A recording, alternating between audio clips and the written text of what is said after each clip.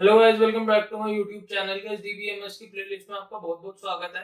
Last video में हमने ER model के बारे में देखा था और ये भी देखा था कि ईआर मॉडल होता क्या है और उसमें कैसे एंटिटी बनाते हैं, कैसे एट्रीब्यूट्स होते हैं और कई सारी चीजें हमने ईआर मॉडल से रिलेटेड देखी थी। गाइस, आज की वीडियो में हम ईआर मॉडल से एक टॉपिक आगे पढ़ने जा रहे हैं जो कि है टाइप्स ऑफ एट्रीब्यूट्स, जो ईआर मॉडल में काफी ज्यादा जरूरी है आगे के टॉपिक समझने के लिए। तो गाइस, बिना किसी देरी के चलिए स्टार्ट करते हैं। ईआर मॉडल हमने लास्ट वीडियो में पढ़ा था। अगर आपने वो वीडियो नहीं देखी है तो मैं उसका लिंक डिस्क्रिप्शन में दे दूंगा, आप वहां से जाके उसको चेकआउट कर सकते हैं। तो आज के इस टॉपिक में हम पढ़ने वाले हैं कितने तरह के एट्रीब्यूट्स होते हैं ईआर मॉडल में और कैसे हम उसको रिप्रेजेंट करते हैं। तो गाइस, यहाँ पे मैंने 5 तरीके के एट्रीब्यूट्स लिखे हुए हैं, जिसमें पहला आता है single versus multi valued, simple versus composite, stored versus derived, की वर्सेस नॉन की, रिक्वायर्ड वर्सेस नॉन रिक्वायर्ड। या मैंने यहाँ पे वर्सेस लिखा है, लेकिन ये सिंगल मल्टी वैल्यूड दो तरीके के एट्रीब्यूट्स हैं, इसलिए मतलब मैंने यहाँ पे जगह बचाने के लिए ऐसे लिख दिया। ठीक है, तो single multi valued, simple, composite, stored, derived, की, नॉन की, रिक्वायर्ड एंड नॉन रिक्वायर्ड। तो सबसे पहले देखते हैं सिंगल एट्रीब्यूट क्या होता है। अब फॉर एग्जांपल मान लो हमने लास्ट वीडियो में एक एग्जांपल देखा था कि स्टूडेंट और कॉलेज का हमने ईआर मॉडल बना के देखा था। तो उसमें क्या होता था कि उसमें हमने एक एट्रीब्यूट लिया था, ये देखो। मान लो मैंने यहाँ पे एक स्टूडेंट, यहाँ पे मैंने एक एंटिटी बना ली।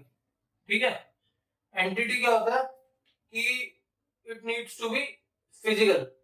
ठीक है, मतलब स्टूडेंट है तो स्टूडेंट रियल वर्ल्ड में एग्जिस्ट करता है, तो इसीलिए हमने उसको एंटिटी बना दिया। अब स्टूडेंट का कुछ ना कुछ एट्रीब्यूट होगा। फॉर एग्जांपल उसका नेम, कौन सी क्लास में पढ़ता है, क्या रोल नंबर है, क्या रजिस्ट्रेशन नंबर है, मतलब कई सारी चीजें हैं जो स्टूडेंट के एट्रीब्यूट में आती हैं। पर स्टूडेंट हमने एक एंटिटी बनाई है और डीबीएमएस में एंटिटी को रेक्टेंगल के नाम से डिनोट करते हैं या रिप्रेजेंट करते हैं, जो भी आप बोलना चाहो। तो ये हमने एक एंटिटी बना रखी है स्टूडेंट की, और अब इसके एट्रीब्यूट्स देखते हैं। तो मान लो पहला एट्रीब्यूट है जो कि सिंगल है, सिंगल एट्रीब्यूट। अब सिंगल एट्रीब्यूट में क्या होगा, सिंगल एट्रीब्यूट में सबसे पहले हम देखते हैं कि सिंगल एट्रीब्यूट होता क्या है।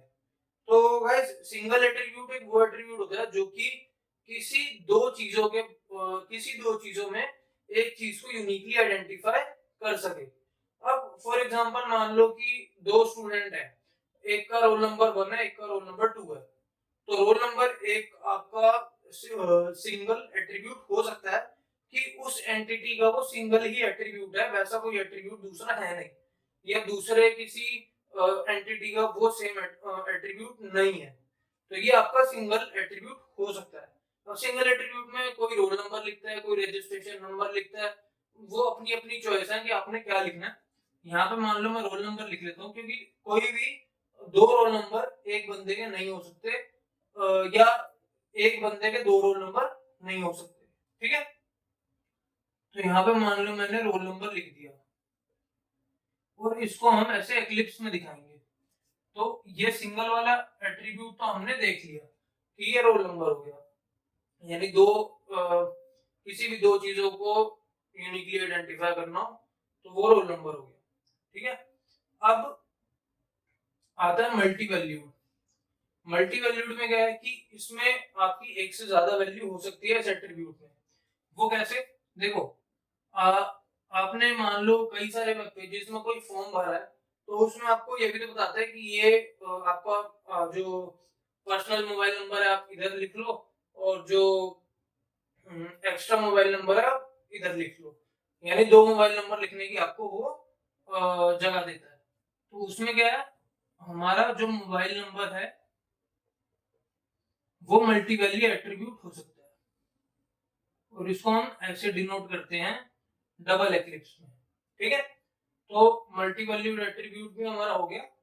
उसके बाद आता है सिंपल एट्रीब्यूट। अब देखो, सिंपल एट्रीब्यूट में क्या आता है कि सिंपल में हमारी एज आ गई। सिंपल मतलब हम उसको ब्रेक नहीं कर सकते। ठीक है, सिंपल और कॉम्पोजिट में यही फर्क है कि सिंपल को हम ब्रेक नहीं कर सकते, कॉम्पोजिट को हम ब्रेक कर सकते हैं। तो सिंपल में अगर हम लिखें तो सिंपल में हम अपनी एज लिख सकते हैं, यहाँ पे हमने एज लिख दी। एज हमने लिख दी सिंपल एट्रीब्यूट, ठीक है। उसके बाद आता है कॉम्पोजिट। कॉम्पोजिट क्या होता है, जिसको हम ब्रेक कर सकते हैं। अब ब्रेक हम इसको क्या कर सकते हैं, ब्रेक हम एड्रेस को भी कर सकते हैं कि आप कहाँ रहते हो, कौन सी गली में रहते हो, कौन सी स्ट्रीट मतलब कौन से ब्लॉक में रहते हो, या हम अपने नाम को भी ब्लॉक कर मतलब ब्रेक कर सकते हैं, जैसे कि फर्स्ट नेम, मिडिल नेम और लास्ट नेम। तो इसको हम ऐसे लिख देंगे यहाँ पे नेम। अब इसको हम कैसे ब्रेक करेंगे, यहाँ पे फर्स्ट मतलब मिडिल नेम को मैं सेकंड लिख रहा हूँ, यहाँ पे लास्ट, ठीक है। नेम को भी हमने ब्रेक कर लिया, तो ये हमारा कॉम्पोजिट भी हो गया, सिंपल भी हो गया, सिंगल और मल्टी वैल्यूड भी हो गया। अब आते हैं स्टोर्ड पे। अब देखो स्टोर्ड पे क्या होगा, स्टोर्ड एट्रीब्यूट एक ऐसा एट्रीब्यूट है कि आपने कहीं से वो वैल्यू जहां पे वो स्टोर थी वहां से उठाई है। अब फॉर एग्जांपल स्टोर्ड एट्रीब्यूट में हम क्या करेंगे, स्टोर्ड एट्रीब्यूट में हम अपनी डेट ऑफ बर्थ ले लेंगे। डेट ऑफ बर्थ हमारी कहीं स्टोर थी, वहां से हमने उठाई है, ठीक है। फॉर एग्जांपल हमारा हम कोई फॉर्म भरते हैं तो उसमें हम अपनी डेट ऑफ बर्थ लिखते हैं, तो कोई अगर हमसे पूछे कि आपकी डेट ऑफ बर्थ क्या है, तो हमें तो पता है कि हमारी डेट ऑफ बर्थ क्या है, लेकिन जब हम उसको देते हैं तो वो वेरीफाई किसी न किसी इंफॉर्मेशन से तो करता ही है। फॉर एग्जांपल हमारे आधार कार्ड से करता है, या क्या कहते हैं किसी भी डॉक्यूमेंट में जिसमें हमारी डेट ऑफ बर्थ लिखी हो, तो वहां पे पहले से स्टोर होती है, बस उसको वहां से जाके वेरीफाई करता है। तो डेट ऑफ बर्थ क्या है, हमारी स्टोर्ड एट्रीब्यूट में मानी जाती है। अब उसके बाद आता है डिराइव्ड। अब डिराइव्ड में क्या होता है, डिराइव्ड एट्रीब्यूट वो एट्रीब्यूट होता है जिसको हम डिराइव कर सकते हैं। फॉर एग्जांपल यहाँ पे हमने डेट ऑफ बर्थ लिखा, ठीक है। तो डेट ऑफ बर्थ में फॉर एग्जांपल मैंने लिखा मैं 20 साल का हूँ, और डेट ऑफ बर्थ मेरी मैंने मतलब या डेट ऑफ बर्थ या एज मैंने लिखी। अब उन दोनों में से कोई एक चीज मेरे को पता हो, तो या तो अगर मेरे को डेट ऑफ बर्थ पता है तो मैं एज निकाल सकता हूँ, या मेरे को एज पता है तो मैं डेट ऑफ बर्थ निकाल सकता हूँ। तो एज और डेट ऑफ बर्थ ये दोनों हमारी डिराइव्ड एट्रीब्यूट में आती है, ठीक है। तो उसके बाद आता है की और नॉन की एट्रीब्यूट, जो कि काफी इंपॉर्टेंट है। अब की क्या होता है, देखो पिछली वीडियो में हमने देखा था कि की जो होती है वो किसी भी दो टपल्स को यूनिकली आइडेंटिफाई करने में मदद करती है, ठीक है। जैसा कि हमने सिंगल में पढ़ा था, ठीक है। सिंगल में लेकिन वो मतलब दो चीजों में यूनिकली आइडेंटिफाई कर सकती है, लेकिन की जो होती है वो की पूरे टेबल में, ठीक है, एक टेबल में या दो टेबल में वो यूनिकली आइडेंटिफाई करवाती है, जिसको हम की कहते हैं। और की फॉर एग्जांपल यहाँ पे रोल नंबर भी हो सकता है, एज भी हो सकती है, इसको हम यहाँ से ऐसे अंडरलाइन से डिफाइन करते हैं, ठीक है। नॉन की, अब मान लो रोल नंबर हमने यहाँ पे की एट्रीब्यूट लिखा है, तो बाकी जितने भी एट्रीब्यूट्स है वो हमारे नॉन की में आते हैं। तो की और नॉन की भी हो गया। अब उसके बाद आता है रिक्वायर्ड और नॉन रिक्वायर्ड।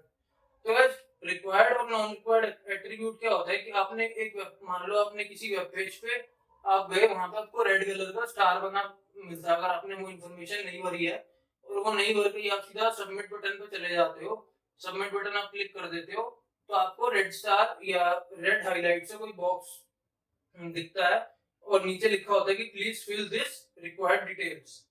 तो वो चीज आपकी होती है रिक्वायर्ड, और नॉन रिक्वायर्ड जो होती है वो जो आप ना भी भरो तो भी चलेगा। तो ये सारे एट्रीब्यूट्स हैं जो ईआर मॉडल को पढ़ने के लिए आपको जरूरी है। तो अभी के लिए इतना ही गाइस। अगर आपको ये वीडियो अच्छी लगी है तो प्लीज इस वीडियो को लाइक करें, चैनल पे अगर आप नए हो तो प्लीज चैनल को सब्सक्राइब करें। बाकी मिलते हैं नेक्स्ट वीडियो में, till then I will see you next time.